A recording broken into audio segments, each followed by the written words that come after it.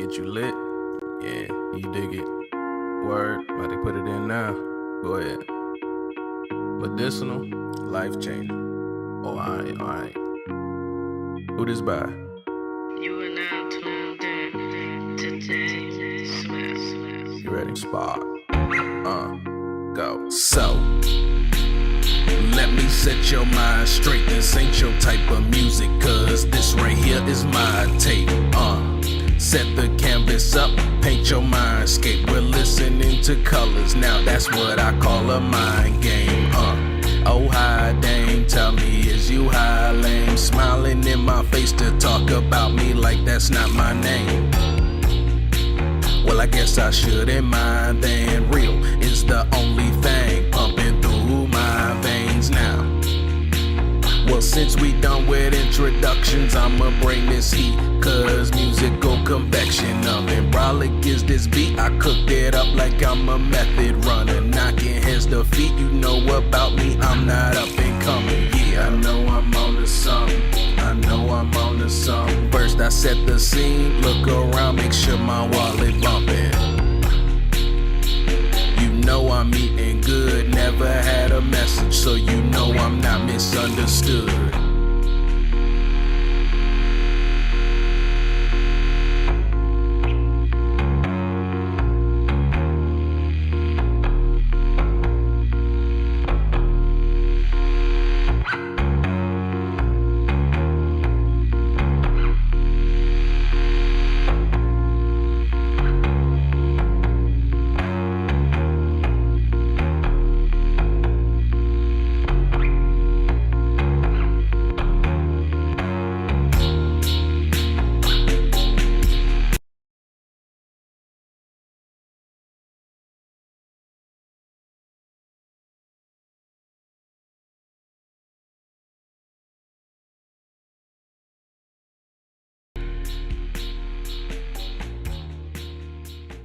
What's going on? It's your boy DameSmiff, and we are out here to have another conversation about musician talks and things like that. And so today's topic is really going to be centered around cultural differences, right? So this week's theme is about reading the room and understanding the, I guess you can say, nuances of building a network and communicating, right?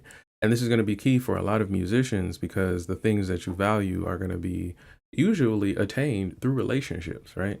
So things like access to gigs, venues, contracts, opportunities, maybe singers, artists, producers, and things like that. You know, if people like you or can communicate and work with you, then you're more likely to continue working with them and, of course, continue being liked by them, right?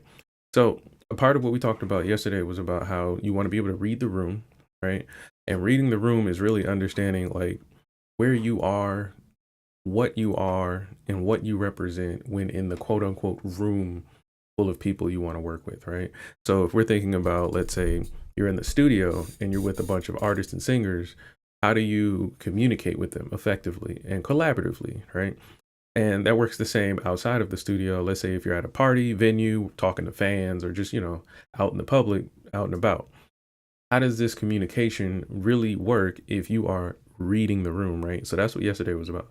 Today is going to be about cultural differences. So how do you actually communicate with somebody that's completely different than you, maybe thinks completely different than you, or was raised differently than you, right? So some instances I could think of is like, I grew up listening to hip hop along with jazz and some orchestral music and some digital music. Now imagine me having a conversation with somebody that has never done any of that, right?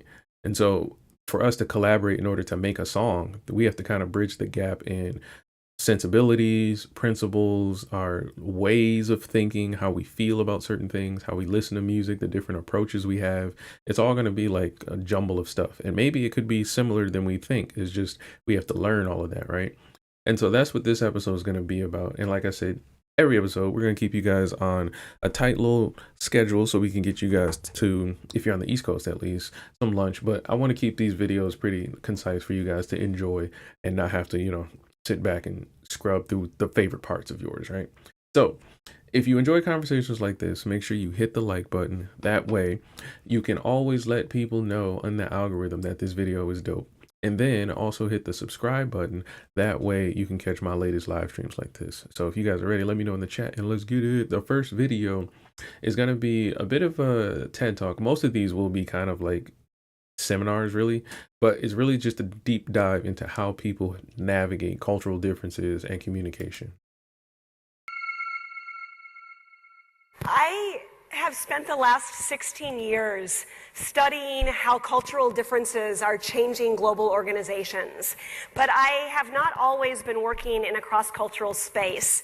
I was raised in a very monocultural place. I was raised in Minnesota in the Midwest of the US, and it was only later as an adult that I started living in other countries and kind of learning about these things. But I had a situation early in my career that got this all started for me, where I was on a trip to Japan with a Japanese colleague, and I gave a short presentation to a group of Japanese participants, and at the end of the presentation I asked them if they had any questions. When I looked at the group, no one raised their hands, so I went to sit down. My Japanese colleague then said to me, "Erin, I think actually there were some questions. Do you mind if I try?" And I said, "Okay, fine." So he then stood up, and again he said, any questions? And again, no one raised their hand. But this time, he looked very carefully at the group.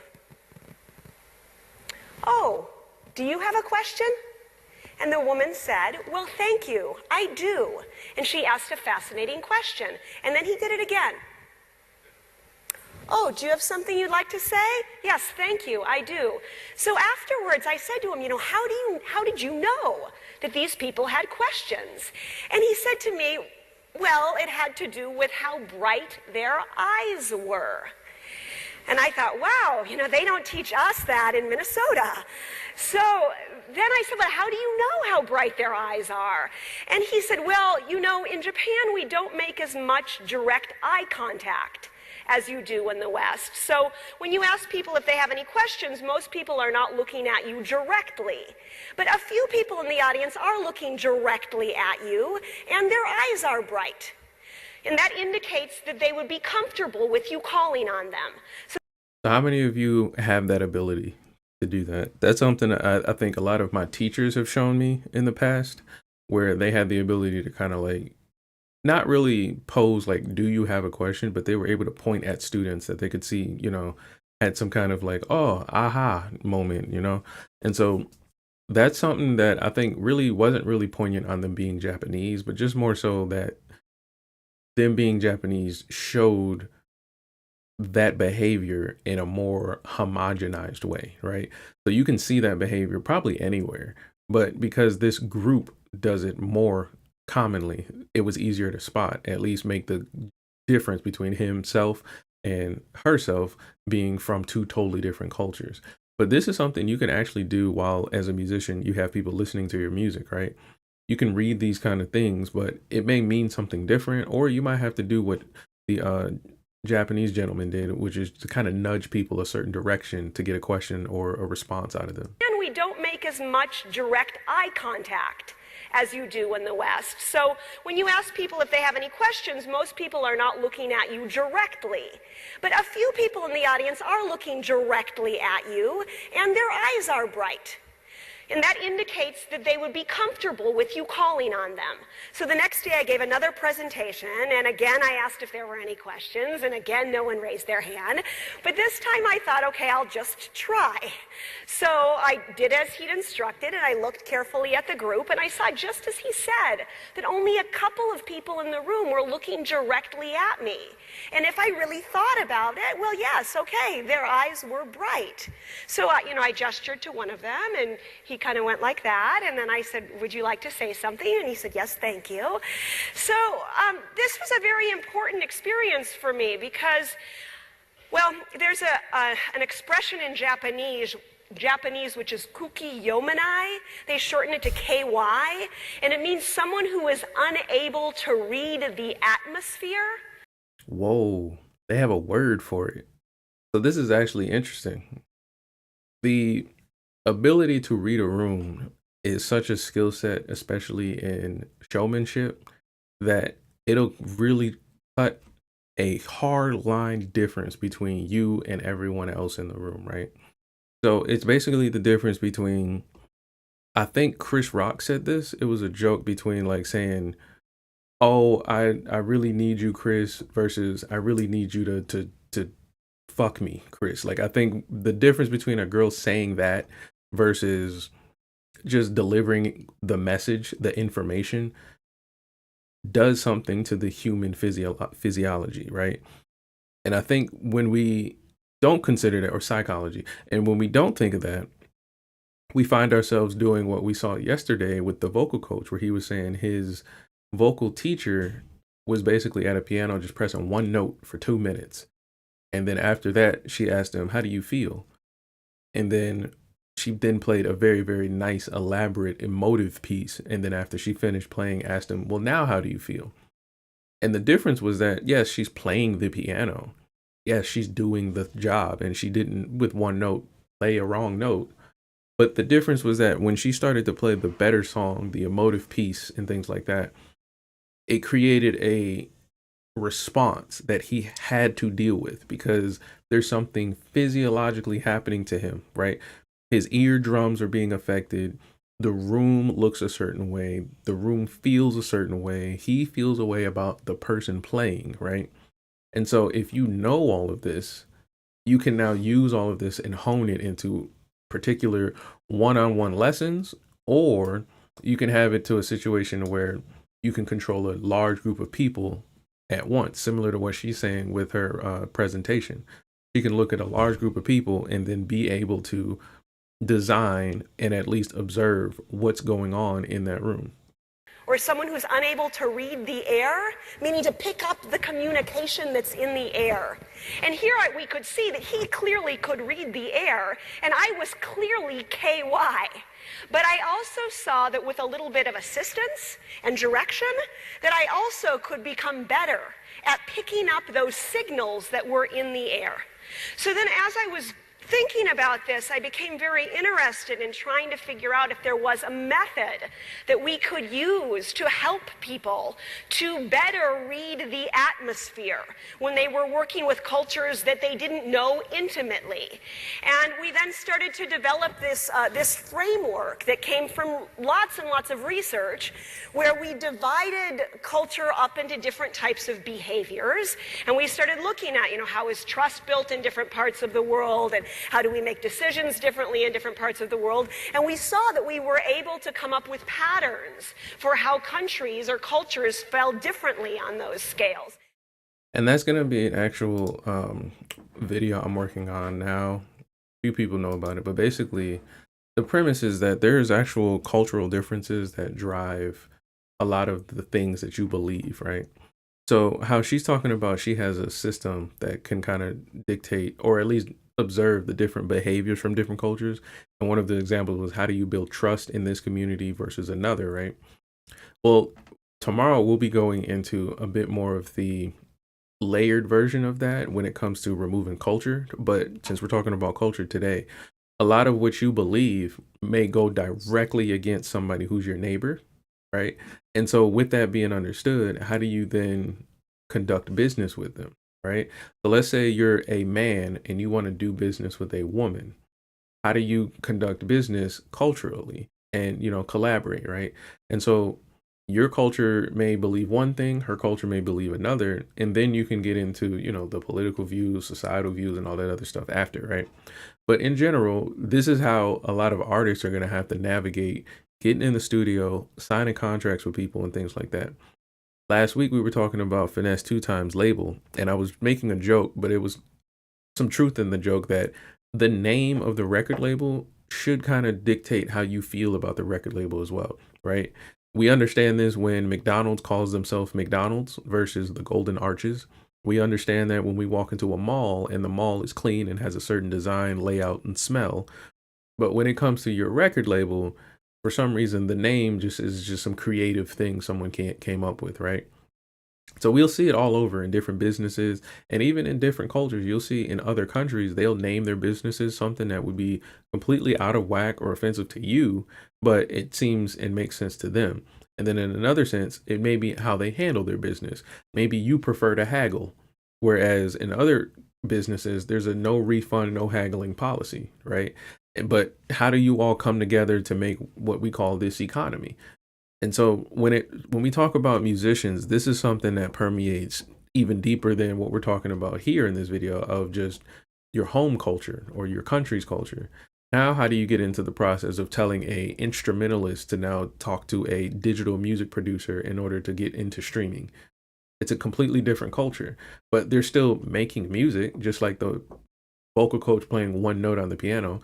One person is just playing an instrument live with their body, and another one can actually multiply how many bodies they can make music with using AI. Completely different, outcomes, approaches, and everything, all within the vein of creating a song. So now that you've considered all of this, when you go into, let's say, a studio or a party or something like that, and you're performing on stage and you look at the crowd, she said when she looked at the crowd, at least in Japan, there was probably like only two people like looking directly at her. Some of you would have thought, oh, that must mean my music sucks. But technically, that's not what that means, So we have to be able to read all of this. And that's what this week is going to be about, how to navigate all of this in the music industry. So next, we're going to have our other clip, and it's going to be of a similar vein. One of the first days I was in Shanghai, I went into a restaurant for dinner. I came to China to study Chinese, so I thought it was, I had to practice. I went to a restaurant, I ordered some dumplings, jaga, jaga, jaga, and then I ordered a glass of water with my meal. Yi bei shui. A relatively short amount of time later, I got my food and something I was not expecting. I got a glass of hot water. Now, my first reaction was doubt. Ironically, for a foreigner, I could read and write characters better than I could speak and understand. So I thought that the communication broke down somewhere, probably in my terrible tone pronunciation. Then I thought the waiter had made a mistake. I didn't say anything at the time because, honestly, I didn't know how, and I didn't want to get into a conversation I probably would have not understood. Now I know very well that if you ask for a glass of water in China, you get a glass of hot water. In Europe, you probably get a glass of cold or room temperature water. A small but very important difference when you try not to burn your mouth at the first sip. I'm Italian, born and raised. I'm speaking to you in English, and I'm standing on a stage in Shanghai, China. And I'm not the one with the most cross-cultural experiences in this room. Many of you, probably all of you, are sitting next to someone who has a background that is very different from yours. And that difference is really important. Why? Because diversity brings growth. A lot of what she's explaining, though, are the nuances that people talk about when it comes to musicians that they say you'll pick up from lived experiences, right? She could explain this, right? And even with how she explained her story, you could wind up still being the person who's miscommunicating, because you would have to still embody their culture to truly embrace their culture. There's a thing that a lot of, I guess you can say, younger people tend to do. Oh, I don't know if it's a younger thing, but I've seen it a lot recently, where people will go to a country and then just start wearing their clothes and eating their food, and they'll think that's embracing their culture. Really, that's just acknowledging their culture. Embracing their culture would be like living there for a good 3, 4, 5, 6, 7, 8 years or something like that, and kind of like submitting to it. Because then at that point, it's affected you. Like you're now become a part of it, and you're of the culture a little bit. So at that point, that's where it changes you. A good example of this would be in the United States. We have so many different states and like different cultures here, right? So you can be from Brooklyn, New York, and then if you move down to, let's say, northern Florida, right? And you live in northern Florida for the next 12 years of your life, your experience in Brooklyn, New York is not going to affect you as much as it did the following 12 years you spent in northern Florida, right? And at that point, you would have embraced a lot of the northern Florida culture, such as probably the driving, the rural culture that comes down there, right? Because you don't have it, you don't have access to it. It's not an option for you, right? It's a part of life, and that's embracing it. So her version of walking into this restaurant and ordering a glass of water it would be the same thing of you going into like a studio asking for somebody to make a beat and you just think it's going to sound a certain way. Like you think the beat is just going to be some unique creative head knocker, but in reality their talent is going to lead them to like something that influenced them from the 70s, like 60s jazz or something like that, right? And that only comes from having that conversation with them and immersing yourselves into the culture of creation. And that's a completely separate conversation from this, but the idea here in this video is to be able to identify these differences and understand that these are the differences that bridge the gaps between cultures, not just wearing the clothes, eating the food, or saying the words. Brings impact. Think of all the people that you work or study with. You probably have a lot of international colleagues. Now, globalization, COVID-19, the internet era, they have accelerated global collaboration. It is now unavoidable. That means that professors, students, leaders, teams, and the global workforce will interact with people they have very little in common with. That's why we need to learn how to navigate cross-cultural experiences, because working together is what moves us forward. I have lived in China a third of my life, and I have seen the beauty and the complexity of the culture. Living and working in Shanghai has given me the opportunity to get in contact with people from all over the world and also be part of cultural interactions I would never have had in Italy. I arrived here in 2010 for a 6 months Chinese course at Fudan University. As you can see, I'm still here. What brought me here was a part of me that was always drawn to this side of the world, because my mom worked in Hong Kong in the mid-'80s, and so I grew up hearing her stories of travel. What brought me here was my intense dislike for math, like Paul. And so I chose the university degree that was probably the furthest things away from numbers, cross-cultural communication. What brought me here was also my desire to prove myself, to live and work in a different city, in a different country. My journey had its ups and downs, and it still does, but I am proud of all of it. First, because I get to stand here and share my story with all of you, which is beyond my youngest self's wildest dreams. But also because I grew as a person, and I will never give that up for anything. I got to experiences what differences look like, and more importantly, how people react to differences. I have seen people doing everything they can to avoid dealing with others that don't share their same views. So she's actually showing an example of what I was talking about. So her actually being here for school allowed her to be super immersed in the culture, which allowed her to get so much more information, right? That's why it's always interesting to people that talk hip hop a lot of times and rap, and they don't make rap music. It's interesting because it's a different perspective, but they also don't make rap music. So there's a very, very unique perspective there. And then there's also another perspective that they don't have, and that of which may not be considered in their line of thinking, right? So when you have her, she's coming into this thinking like, oh, my mom's stories, I want to prove myself, I'm going to school. All of this is just from herself outward projected towards the culture she's about to immerse herself in. When she sees it, then she's going to have to deal with making the adjustments from, I guess you can say, abiding with the culture, but also assimilating and becoming one with the culture. And that's why it's a different conversation when you talk like, let's say, music or hip hop with somebody that makes or performs or helps make and perform the music, because it just is a whole different perspective. So my mission going forward is to create more bridges for people to collaborate instead of rejecting each other. I think we can agree that the world can be a more inclusive place. Now, it sounds easy in theory, but when you're working with people spread across 3 different continents from 5 different cultural backgrounds who speak 7 different languages, it gets a little bit more complicated than just saying, you know, be nice to each other. The first step with dealing with these complexities is understanding and acknowledging our differences. Because the truth is that we are different. We come from different cultures, we have different perspectives, we enjoy a different level of privilege. But often we're not aware of how different we are. In my daily work, I help global leaders and teams to collaborate, and that means often working across cultures. Throughout the years, I've seen a lot of different frameworks and models that explain the connections between differences in culture. And while those can be helpful to understand differences in a big picture kind of way, the reality is that people are way more complex. Most frameworks divide people into cultural or national groups, but that doesn't really work.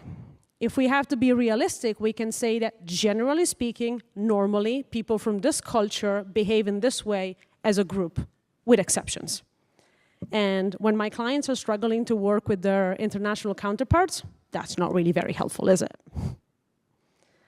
So what are people struggling with specifically? Imagine a manager arriving in China for the first time to work with their local team, manager from Europe.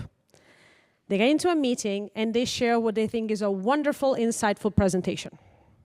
And the end of it, they go, now I want to hear from you. Do you have any questions? The room is silent. Just like the last lady. Like this. For a while. Despite the encouragement, people don't really speak up or say anything. So the manager and the team become increasingly frustrated, and they end the meeting feeling it was a waste of time. Okay, so this is actually a good point here about reading the room. People will sometimes do this, and I've had to deal with this, where like you can try to get a response to them or give them something to do, or like say, hey, do it this way or something like that. But the concept of doing it comes with them thinking differently or thinking outside of their comfort level, so they reject it, right? So how this person presented, do you have any questions? Even though they do, it would cause for them to have to now be the presentator. They would have to stand up and present their question in front of everyone, stand behind it, have conviction. If it's a bad question, we have to expose that as well. And the vulnerability there is what most people don't want to do. So let's say instead of asking them to give a question, what if it's to do a task? What if it's to think a certain way, right? And so this is the part that I think most people are struggling with when it comes to artists, because you would have to then identify this type of person, right?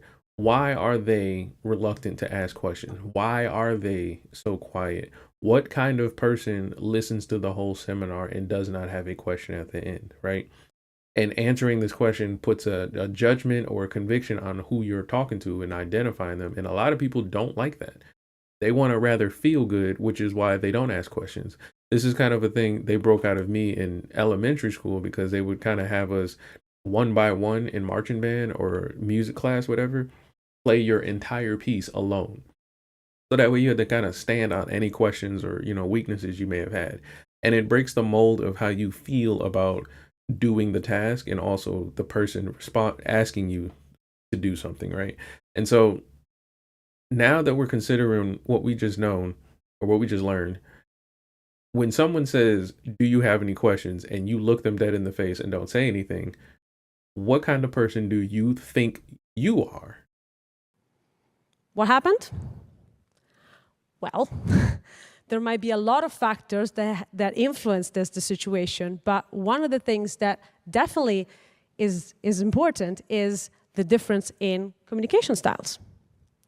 Generally speaking, East Asian countries prefer to communicate in a high context level of communication, which means that communication is indirect. People read between the lines, and how something is said or not said is more important than what you say. Now, to be relevant to our example, the hierarchy and the need to keep face is probably what was important here. You don't say no or ask questions directly to your boss, and any feedback is given in private after building a relationship. On the other side, generally speaking, European countries adopt a more low context kind of communication, where communication is straightforward, task-oriented, and very direct. To the manager here, the importance is the ideas. And Speaking out, initiative, is encouraged, if not expected. So what happens when people that have different communication styles, so different, when they meet? And this is what I meant by what kind of person do you think you are, right? And a lot of people will think like, if you're the person that has a more passive, more submissive communication style, and you meet somebody that's a little more direct, it's easy to be offended as the passive person because the person who's direct, especially if they're the presentator, you have to adhere to their communication style more than likely. And for them, it'll feel like you're making me feel stupid, you're making me feel weak, or I don't want to step up to the plate, you're doing too much, lower your energy and things like that, right? And so more than likely, if you have like a group of people like that, that are those kind of like passive communicators, they'll just be passive. They just won't react to anything. They'll just sit there and they'll leave a really, really paragraphed, fully thought out 4-section review on the cue card after, written by hand rather than telling it to your face, right? It's just that this is a different way to communicate, right? So the stigmas and the ideas and opinions you may have in that kind of communication is your personal beliefs at the end of the day. But I'm pointing that out to show you guys that you may be that kind of communicator, but you are in a world of communication. Like there's all kinds of communication, but in order to be successful, my version of a superstar, you have to understand this, but you also have to be able to navigate this. So what I suggest is that if you understand which kind of communicator you are, you're more of an upfront, direct communicator, it would benefit you to work with more upfront people because they would understand it directly, right? The more passive communicators, they will probably be better off in passive positions, right? Now, I say that just on surface level. Somehow you guys will probably figure out how to make it work, right? Outliers and shit. But if you guys really want to consider outright success, then I would just look at it at a surface level, or at least understand the hurdles you're up against to try and make a change. Well, on one side, you have the low context style that gets labeled aggressive and maybe even rude. On the opposite side, you have the high context style that gets labeled passive and uncooperative. The manager and the team are on different sides, and there is no bridge. Now, just because we can see the differences, it doesn't mean that differences are not there. And just because there are differences, it doesn't mean that we can't do anything to deal with them. It comes naturally for us to separate things and people into neat groups, like us versus them, an in-group, or the people that you have a lot in common with, and an out-group, or the people that you feel you have nothing in common with, because our brain likes structure. It is easier for our brain to remember differences in neat little groups. That's why we have so many stereotypes. From years of research, we know that our brain is a prediction machine. Our brain likes things that follow a pattern. Okay. Now here's one thing I want you to challenge, right? This TED Talk might, be a little bit off of what I'm about to say in terms of the brain, right? The things that she just said, the brain is a machine for predictability. If we all just heard what she said and we're going to take what she just said to be as truth, do you guys see the value in making a certain kind of product in music and delivering a certain kind of artist? Do you see the value in it, right? And that's kind of the key thing I want you guys to be able to do. I want you guys to be able to hear what she's saying and then just remove your feelings from it and then just take the information. So that means that the brain you have is a predictability machine, right? So that means that a lot of the things that you like, a lot of the things that you dislike, and a lot of things you're attracted to and unattracted to from your brain's perspective come from this like predictability kind of system. And so when I'm saying this, because I'm not as smart enough to say it as smart as she is, but what I'm pointing out here is that these are things that we can utilize within either communication, creation, or collaboration. So if you know that somebody wants to work with, let's say, a new artist and they're an R&B singer, let's use our predictability side. Do you think they would be more apt to work with the girl that sings and is really cute, or the guy that has sold bajillions of records? Which one do you think the artist or record label would be more likely to work with and collaborate with, right? Would be more likely to speak the similar languages and understand the cultural nuances of one another? Which of the two, right? And so either way, whichever way you perform to communicate, low context or high context, that is going to just be across the board how you guys should understand the brain, okay? Let me show you something.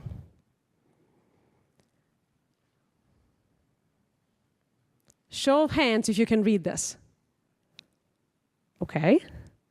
Now, it might look like gibberish at the beginning, but if you understand English, and I truly hope you do, otherwise you've been staring at everyone making weird sounds so far, you can read this whole slide. You can read this slide despite the fact that only the first and the last letter in each word are in the right place, and all the other letters are in a random order. This is because your brain fills the space using your knowledge of the language. Context. It is easier for our brain to rely on the information we have instead of processing a lot of new data. In the same way, for us, it feels safer to rely on the information we think we have about others instead of being uncomfortable with what we don't know about them. So now that we know that there are differences and that our brain is trying really hard to take shortcuts, what can we do to move us forward? We can't pretend there aren't differences and just throw our hands in the air. We can't pretend that differences don't matter either, because that's not how we find solutions to problems. So where is the Goldilocks zone, the sweet spot in the middle? Hear me out. Here's my revolutionary idea. Let's talk about how we communicate. Let's have conversations about how to have conversations. What does that mean? It means to be aware of our own preferences, of how we communicate, how we speak our mind, how hot we like our water. It means being aware that other people have different preferences. It means asking questions about those preferences. It means talking about what is necessary for both sides to work together. And finally, it means to make time to work on that. Simple, but not easy. And usually what that looks like is like barbershop talk, or like aunties and uncles sitting at a cookout talking and stuff like that. That's the exercise process that she's talking about, but you got to like she said, make time for that. And that's usually social times. So let's say you're an artist and you need to practice this. How would you practice this? Where would you go? What would you need to do? Well, for artists, you can try and go to the clubs and like talk to fans and stuff like that, but you want to have a variety of opportunities to test this stuff. So try it with people you've never imagined speaking with, right? That, you know, maybe walk in the grocery store, ask just a random person for help or a question about a box of cereal you're reading, right?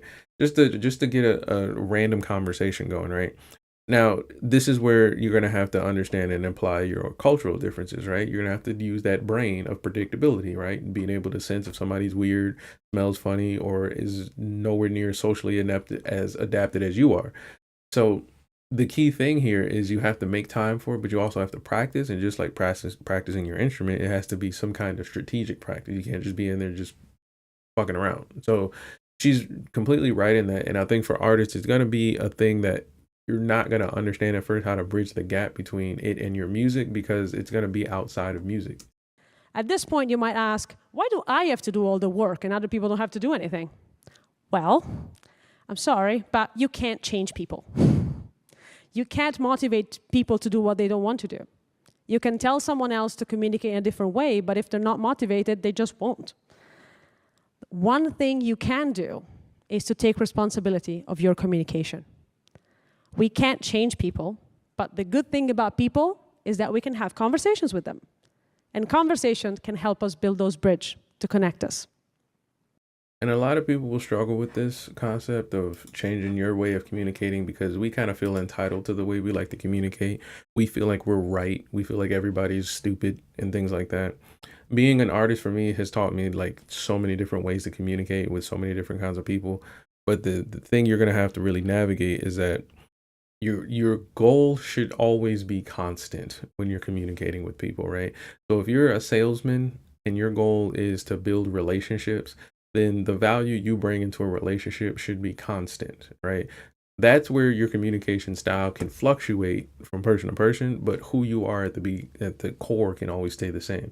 That predictability thing your brain looks for. It causes a lot of people to associate not just what you're communicating, but how you communicate to people, as well as what you do. Because there's a reason why people still listen to R. Kelly's music. It's how he communicated along with what he did, as well as how they feel about him, right? It's a combination of things. So where somebody would be like, oh, you're rude to me, that may not be a fact for who you are as a person. It just means that that's the kind of communication style you're using right now.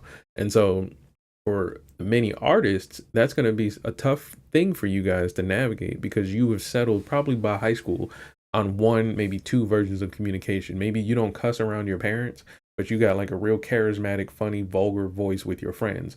Maybe you're not as, romantic and flirtatious with your boyfriend, but then when you're around your girlfriends and your homeboys, you're real open and friendly and things like that. So however you choose to live your life, that's the identity of what it is you're willing to project out to the world, right? So with these videos and this live stream, we're actually showing you the tools you can utilize to navigate that. Like, the ability to see this stuff is probably the greatest tool ever. So now that you understand this, when you want to go out and you want to talk to somebody that's, let's say, an associate of yours, and you're like, hey, talking to them about, just regular stuff, and they ask you for your number, and you're texting them or something like that, and you're talking on DMs and stuff like that, you're building a communication style with them. And so if it's not based on who you actually are, then it's all going to fall apart eventually, or it's not going to be of value when you actually need to utilize them in your network. Which is why yesterday I was saying building a network is actually really hard for a lot of people, because you now have to change how you think about people and how you have to think about access to your life and your privacy. And so when we are thinking about that, along with communicating, now you're thinking of probably 4 or 5 different layers of dealing with people. So if you want to talk about friendships, people you call friends, then you really have to identify that and then cut off people who aren't. If you want to call people family and people you trust, then you really have to identify that and then cut off people who don't fit that box. And that can be somebody that you really, really like and have spent a lot of time with, and it's usually somebody that's not even someone you're thinking about. Like, it's usually the person that's not closest to you, but within your orbit, and you don't pay 100% attention to them. That's going to be the biggest problem for a lot of artists, because they're going to have people like their producer's cousin in the studio, and they're thinking the producer's cousin is a bro, is a homeboy. But the communication style for the producer's cousin probably doesn't anywhere near align that anything that you're working on when it comes to music and stuff like that. So they don't really understand the communication you have with the producer or anything like that. And you're going to try and make it make sense, but you can't, because they have really no intention to try and make this communication style work. But because you're trying to be nice, or because they're around you, or because, they went to high school with you or something like that, you're keeping them around, you're giving them information, you're just being open and vulnerable to them for no reason at all. And so therefore now it's become a thing where you have this person who has all this information on you, and it's really of no value to you. And then when you try to utilize them in your network, they can't do anything. This is all a combination of things that we're going to be layering out throughout this entire week. And today is just about the cultural differences, but this all lies into how you build your network and how you understand who's in your network and how they actually bring value to your network. So some of you got phone numbers of people, and y'all have conversations with people that bring zero value to what it is you do every day, but you really, really like doing that thing. And like she said in this last clip, there's no way we can convince you to stop doing that. There's no way we can tell you that even though that's a bad idea and there's something better to do, you will fight tooth and nail to continue doing that thing, because you're just not motivated to change. So again, saying that, and then also understanding that the brain is a predictability machine, it kind of goes hand in hand, and it makes sense. So we don't really fault people for that. We just give them grace and then just give them space. And it is what it is. So let's move on to the next clip. This is actually the last clip, but it's a bit of a kind of a thinker here, right? But it goes right along with the cultural differences and things like that. Now, the cool part though is it comes directly from a top musician. So you get to actually hear from a musician how their experience with dealing with the cultural differences around the world actually affected them, even at a high level.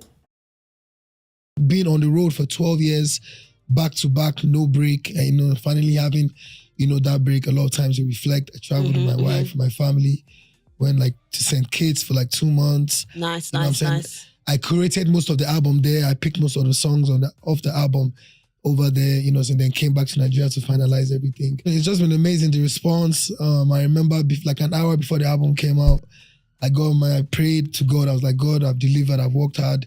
Everything is over to you. And I went to bed, woke up, breaking so many records, and people love it. Do you ever get...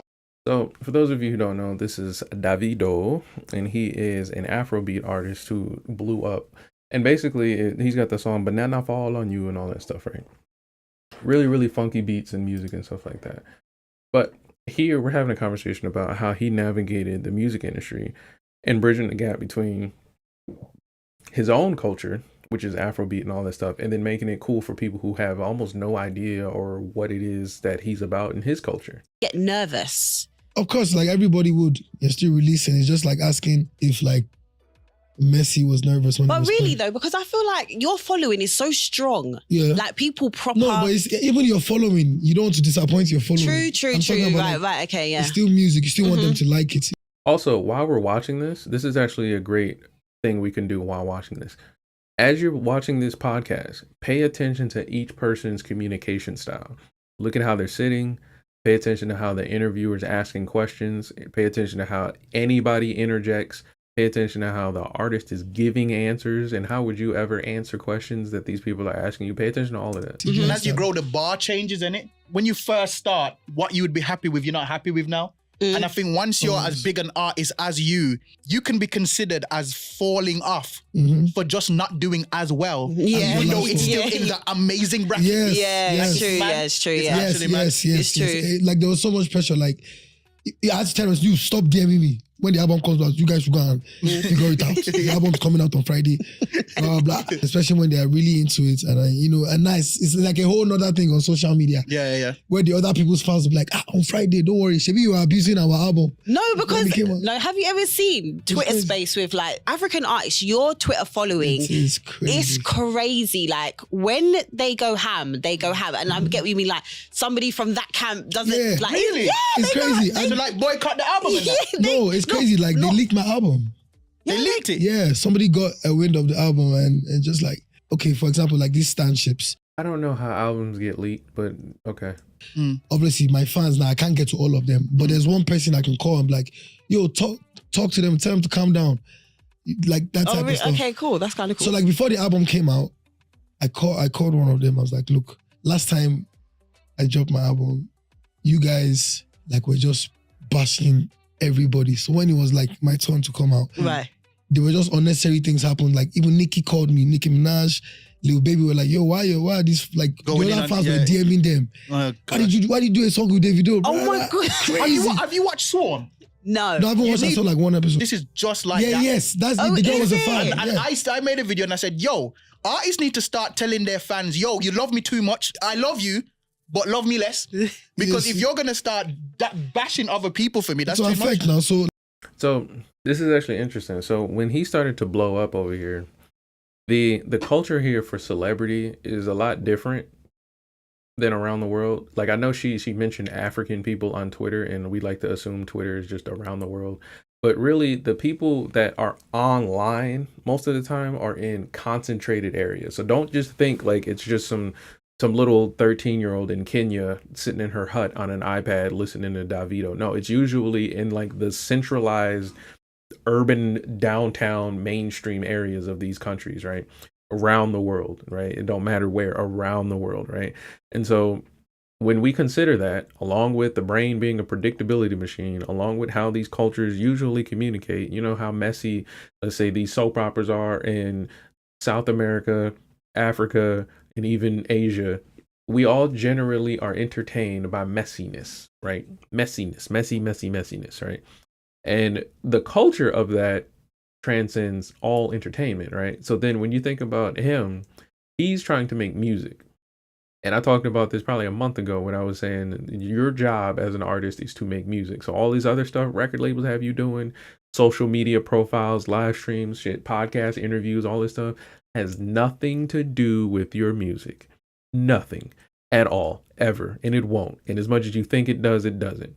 It has more so to do with the brand and the business, right? And your business, quite honestly, is not selling records anymore, right? And so for him, he's selling his image, the image of Davido. Because if it was really about the music, there would be no Twitter. There would be no reason to be tweeting to people, right? It'd be about listening to it, buying the album, and saying you do or don't like it. Let's move on to the next album. But because of what he's saying here is that the relationship he has with his fans, along with the relationship people in general, this predictability brain problem we're talking about, that, or not problem, but phenomenon we're talking about, it really does affect how we communicate with one another. So there comes an instance where, like he said, they're dropping an album, and because the album is a favorite of theirs, and I don't know, let's say socially or politically, the fans don't align with someone else in the same market that he's in, which is the music industry, the fans feel it's justified to communicate to the other artists that they suck, they don't like their music, they're out to get them, and maybe they should boycott them, or Davido is better, and things like that, right? And so it gets to a point to where the actual artist has to now message him or his team, and now you're having corporations communicating on behalf or because of the communication that's happening between fans. Now, I'm highlighting this to show you that fans communicate one way, but there's also, like the podcast host is presenting here, there's also leverage the fans doing this, right? We've seen this work super successful with Run DMC. Run DMC decided they were going to make the song My Adidas, right? And My Adidas was super, super cool and it blew up. But it wasn't until everybody around the world seen how the fans communicated to that song. The fans was walking around wearing Adidas and things like that. And then when Run DMC held up their Adidas on stage, all the people in the crowd who were wearing Adidas when that song was playing held theirs up. You know what that signified to the corporations and the record labels and things like that? Value. And so they were able to make partnerships and opportunities and things like that, and the story's history and stuff like that. But the point here is that only because, and honestly, if you want to give my personal opinion on this, the reason why fans do this is similar to what the host is saying here. The fans are actually not trained and equipped to deal with this level of communication from their favorite artists, right? They're not. And so if you think about, let's say, political extremists and things like that, you guys can understand it there, right? You'll understand it when somebody gets up on a podium and says da da da da da da da, and then a bunch of people who have nothing to do with the thing go and do some extreme stuff, right? You guys get it there. But here in the music industry, it works similar in that I can put out a really hot song, right? Like gang gang, we gang gang a gang bang, right? You guys can dance to that. You'll get children dancing to it, right?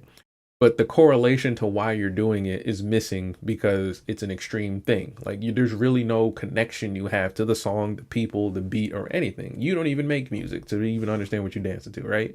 So being able to utilize that is a key asset when you think about record labels, and if you just think about corporations in general.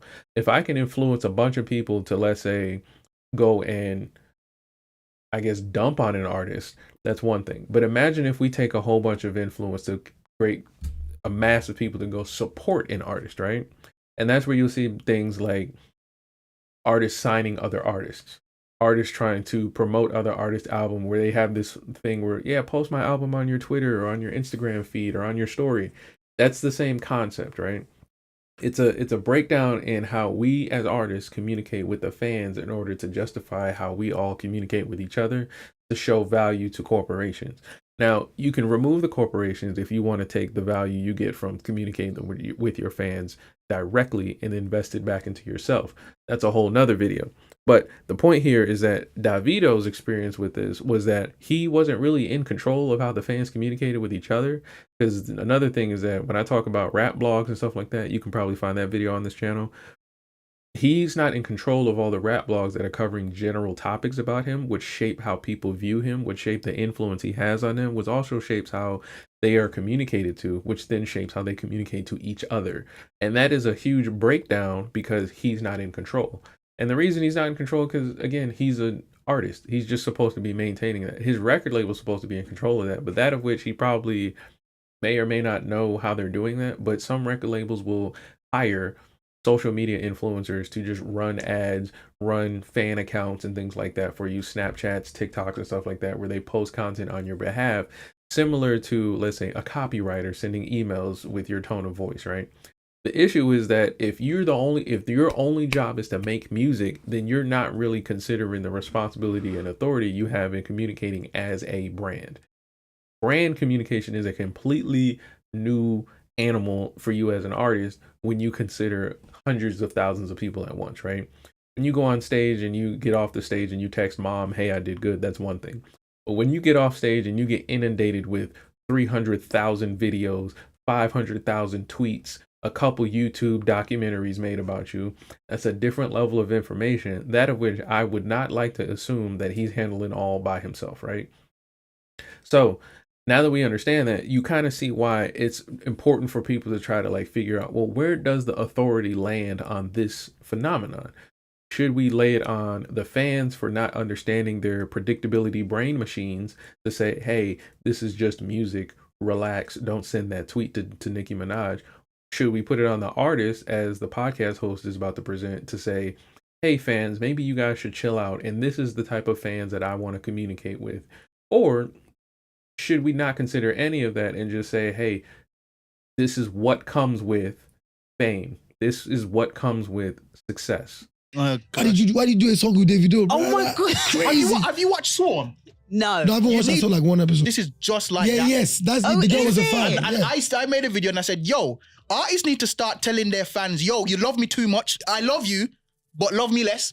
Because if you're going to start bashing other people for me, that's so too affect much. now. So like before the album came, I said, look, I don't want any guinea. I was like, look, I was even with Wizkid earlier this week. So just chill out, yeah. You don't have to tweet anybody or say this one is past. If you like it, just say you like it. Because I won't lie to you, I would say it affects sometimes. You know what I'm saying? Like, I remember this one for a fact, like when they were tweeting Nicki, like basically made her not even do the video. Because it's a mental thing. Like if I'm sitting on my phone, I'm like, if I go to Tanzania, for example, and I do a song with an artist there, and I get back home, and I'm seeing like hate comments from maybe the artist I did a song with, he has a rival, and they're mad that I came, and you know what I'm saying? Yeah. It can change your line of thoughts. Yeah. Do you understand? So like I learned a lot from like my previous album. Right, okay. So basically what he's saying is that he'll be working and collaborating with an artist, and like, let's say that artist has, I don't know, some problem with another artist. I don't know how you have all this beef stuff in the music industry, but that could happen. And then he does a feature on the song because he's a musician and he probably got a gig sent through his inbox. And so he completed the task as a musician. But the fans look at it as a political move, like you're siding with the artist, like you're communicating to us something that you believe about us or about the world and things like that. And so he said he's learned from his past mistakes to now he has to be very strategic on who he's working with. And I said this last week about how you guys allow people into your network, who you give your phone number to, who you're texting to, and things like that. Like a lot of you just have friends and your friends don't matter. They just don't. And as much as you like them, you keep texting them, but you have no reason to do that, right? And again, it's offensive to hear, and a lot of people don't want to know that, and they think it's like antisocial. But again, this is Davido. If you think of yourself as just some regular humdrum, I'm just an average, don't give a fuck about what's going on type of human, then fine, do whatever you want to do. But if you want to compete, if you want to actually be an artist on the level of Davido, you have to think and be smart, right? This would be the equivalent if you remove all of the cool glitz and glamour of being an artist. If you were trying to be a criminal gangbanger, do you think it would be smart to pay attention to who you talk to and why you talk to them? Or do you think that you just do whatever you want and just because they're your homies, they should be close to you? Like, just that's the point here, right? So how you may feel about your phone and what's in your phone and stuff like that is one thing. But the results will show something completely different if they don't align. And they're mad that I came, and you know what I'm saying? Yeah. It can change your line of thoughts. Yeah. Do you understand? So like I learned a lot from like my previous album. Right, okay. And this is my first album where I didn't feature any US artists. Right. And or any international artists. I just featured like people I know and like Africans. Was that I don't deliberate? consider Skepta like he's a Nigerian brother. So was that a deliberate thing? Like I want to just focus on. Okay. Yeah, two reasons why. Not only because I didn't really want the stress of like clearing music. I just wanted to put out music that like I have just done. Mm-hmm. And then first of all, I didn't even have time to travel to go and be saying, oh, well, I just did this song, wanted to do something very different with this project, which was just like have mostly Davido on it. You know what I'm saying? It's been a while. Mm-hmm. You know what I'm saying? And it's my highest charting album. That's crazy. I heard him say, I don't need them, man. Did you hear him say that? Basically, I didn't hear, I'm just like to. That's actually funny. The podcast host actually broke down a cool little exercise in communication there. Davido was saying he decided to focus on avoiding using American United States artists, right? His primary reason was he wants to be able to clear music quickly. Like he doesn't have to wait for his label to, you know, ship it over to the United States and get it cleared and shit like that because of the artist record label in the United States. And so it allows him to create, publish, create, publish, create, publish. And so when he decided to do that, his last album was mostly just himself, which wound up being his highest charted album. Now, two things here. It would be your highest charted album because you're getting most of the value, which is why we tell artists to do that in the beginning. Stop trying to feature out your career. Stop trying to collab your way to the top. Just work, right? That's one thing. The next thing was that the podcast host actually made a funny joke with saying that, well, since we've seen the results of you making a solo album or a mostly solo album, that communicates to us as, let's say, listeners as well as investors that you don't need other people to collaborate with. And that's a funny thing to pay attention to because that's an example of what can happen on Twitter that he was talking about earlier. Whereas you could just do a song with somebody and then there's a whole breakdown of communication that happens later and then the conviction kicks in. Translate, but that's what I heard him say. Yeah, you know what I'm saying? I'm more excited about collaborating with my fellow Afrobeat artists. Yeah. And, you know what I'm saying? What made you decide to do a collaboration with Skepta?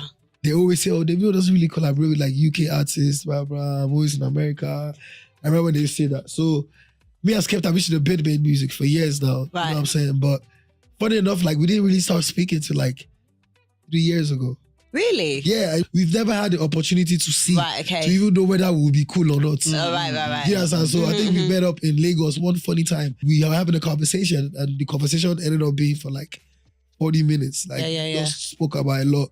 We just see that we had a lot of things in common, funny enough. Mm-hmm. And you just pull up even when I'm in London, randomly, like just pull up on me in his Rolls Royce. So from there, I was like, yo. I wish Skepta would just pull up on me. This is my next album. We have to get one. We have to get one. So I sent it. That's interesting. So he was able to work with the artist Skepta off of their ability to, I guess, use what the fans were communicating to them. The fans were communicating that Davido never really works with UK artists and they would like to see it. And so I don't know why the name Skepta came up out of all the names, but it did. And so when it came up, they decided to try and, I guess, meet for a meeting. They talked for about a half hour and pretty much they found out that, you know, they could probably collaborate. Now, what they talked about is probably more important. Like if y'all just talked about sports for 40 minutes, I feel like that was no value to your network and you guys just had small talk. But if for some reason in the 40 minutes, y'all started talking about the abilities of getting publishing splits and planning like how y'all going to take over the world through collaboration and music, then fine. I guess that would work and make sense, right? But then later on, they started pulling up on each other. But I want you to notice something else. And I'm going to go back after I say this. When he said they finally met, Skepta was pulling up in certain cars. There were certain ways they communicated with one another. And there were certain expectations of one another based on the brands that both of them have. Now, I'm saying that, and you as fans are like, yeah, that makes sense. Yup, because, you know, yup, they should, yup. But I want you to pay attention to the network system that's in play here. If this was not the name Skepta, do you think this would go the same way? Do you think his fans would communicate the same way? Do you think he would be as receptive to the fans' message the same way, right? And this is the part about yesterday's thing about networking is that Skepta has already validated himself. That's why I was like, I don't know why his name came up, but it did, is because he has validated himself amongst all the other musicians that play the violin, sing for church, tap dance for grandma. Everybody else's name did not come up to work with Davido, one of the greatest Afrobeat artists of our time right now. Right? So keep that in mind. And then I want you to understand what Skepta does when they actually meet, how he's communicating with his body, with his brand, his image, his aesthetic towards Davido when they finally first meet. And the conversation ended up being for like 40 minutes. Like, just spoke about a lot. We just see that we had a lot of things in common, funny enough. And you just pull up even when I'm in London, randomly, like just pull up on me in his Rolls Royce. He pulled up on him in a Rolls Royce. So how many of you would drive a Rolls Royce to go see what you call an associate? So from there, I was like, yo. And why would you drive the Rolls Royce? And if you learned anything from sales and a real estate agent or anybody who does entertainment, you would know that there's a reason you would put the key in the ignition of a Rolls Royce when going to meet an associate. Skepta would just pull up on me. This is my next album. We have to get one. We have to get one. So I sent him the record and, you know what I'm saying, he sent it back the next day. Yeah. So that's a pretty cool story on how everything can come together with culture, everything can come together with really good brand communication, and also how you can network and make sense of things, right? So just keep that in mind. And then also, there's also a huge, I guess you can say, entitlement a lot of artists will have when they try to think about, well, I want to communicate a certain way, but they also feel entitled to how people receive them, right? So a lot of times when I communicate, people don't receive me well, but it's part of just what it is. Like, you got to practice all of that shit. Like, you got to figure out what people do or don't like, and you just got to eat it, right? And so whereas most people will find that and they will never, ever, ever, ever come back and try it again. They quit, they'll step down and they don't want to do it no more. They say, that's wrong, that doesn't work, and scratch it off the chalkboard. And that's honestly not an entrepreneurship mindset.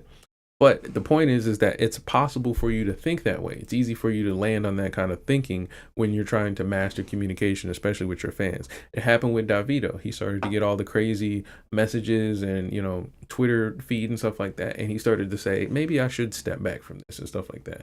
But you can't do that because you have to lean into it because it's what you have as a resource. And so what we learned yesterday with the vocal coach is a lot of that. Like, some of you will learn what I'm saying, you'll take what I'm saying, you'll be like, yeah, I agree, this is really good, I agree. But then when you go out into the real world and have to apply it longer than a day, longer than a week, longer than 2, 3, 4, 5 years of your life, you start to see, well, are you really built to say that you're the person you say you are, right? And a lot of times you want to land on how comfortable it is to do this, right? So if something isn't comfortable for 10 minutes, like saying, you know, something submissive or something, or actually adhering to hospitality, saying, you know, I agree instead of trying to fight. A lot of times you guys will fall victim to your comfortability, that very predictable brain you have in your head, and it'll have you doing the exact same thing, getting the exact same results all over again. So tomorrow's topic is going to be interesting because we get to dive a little deeper into these communication dynamics, and we'll get into another angle. But this was Musician Talks. Like I said, this was a quick one. I'm gonna let you guys get your day started early today on this Tuesday, and I will see you guys tomorrow morning. I'm out. Peace.